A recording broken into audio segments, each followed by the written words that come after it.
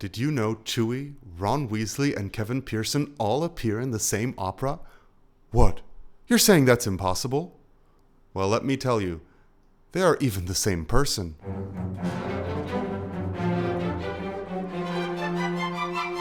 These are the very first notes of the opera, and incidentally, also the motif for Marcello the painter. He's as loud, as fiery, and he's as loyal as a Wookie with a life debt. And he takes charge of a sticky situation and takes responsibility like Ron. I'm Samuel Berlad, and this is Why Do I Care?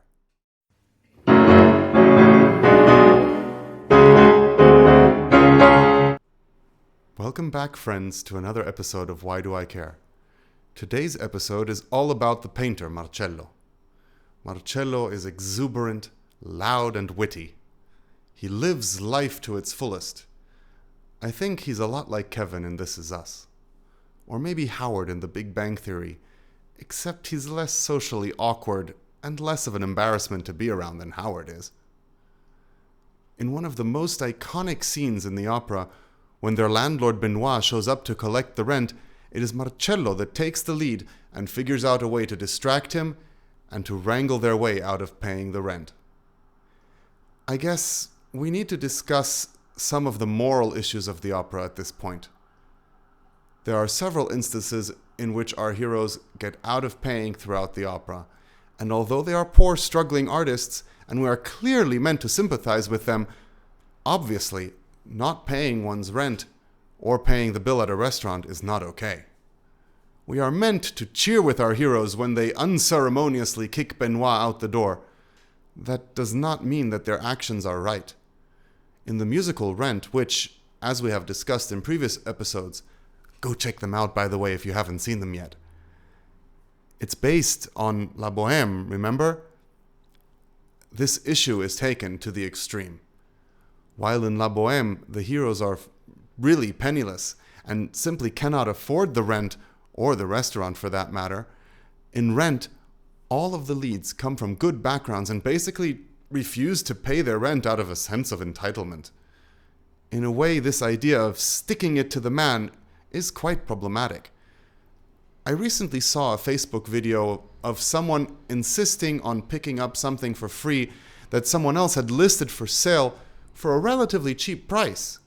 The person kept insisting that the seller didn't need it because she was selling it anyway, and taking it off their hands would help the seller in some way. This sense of entitlement is obviously wrong, and just because someone has property doesn't mean they deserve to be cheated out of their money.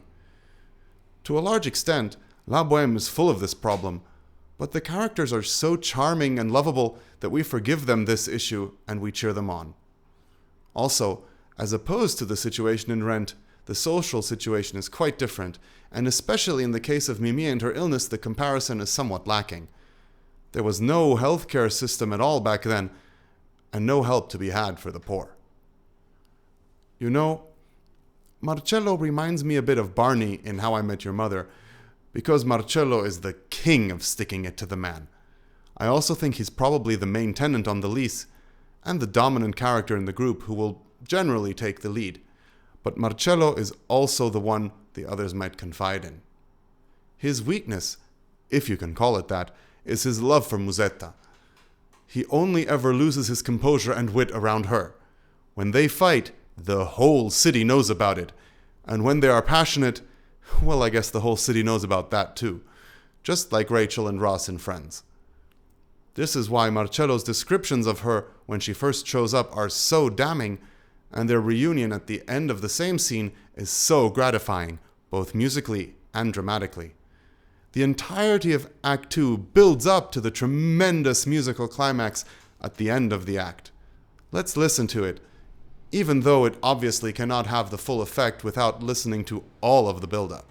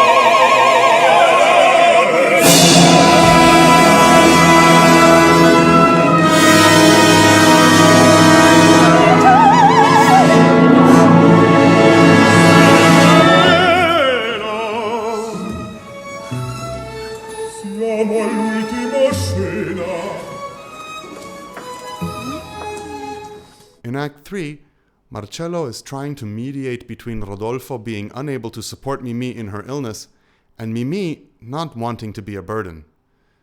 Eventually, those two break up in each other's arms, singing some of the most heartbreaking music ever written. On the other side of the stage, Marcello ends up fighting with Musetta and breaking up with her again.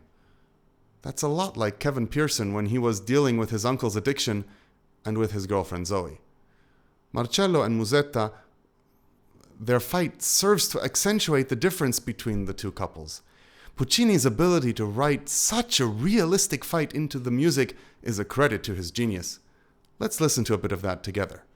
Che dicevi? Resta un poco a quel signore.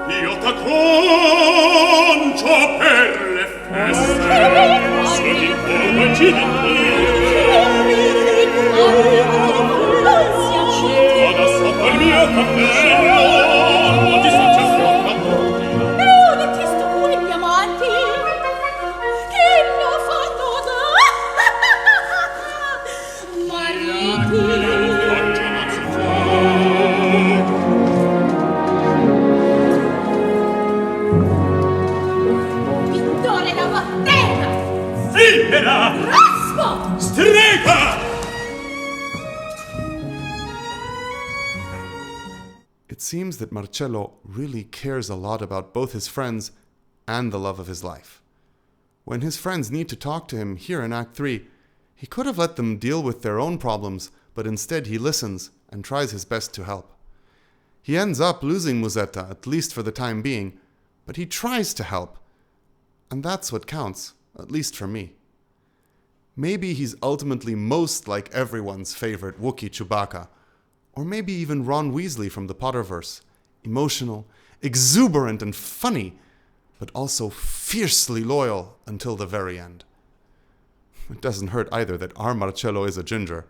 Great job, Oded, by the way. It's a pleasure to work with you. Act 4 is business as usual. No money, no girls, and no perspective. That is until Mimi and Musetta show up, ringing in the end of this tragic masterpiece. Mimi's tragic but inevitable death does serve to reunite Musetta and Marcello, who seem to realize the value of their love. Unfortunately, we don't find out if they actually stay together this time.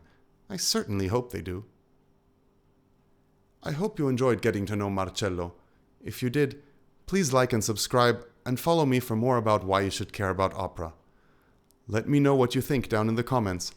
Tell me what puts you off or what excites you about opera. See you next week for more on opera and why do I care.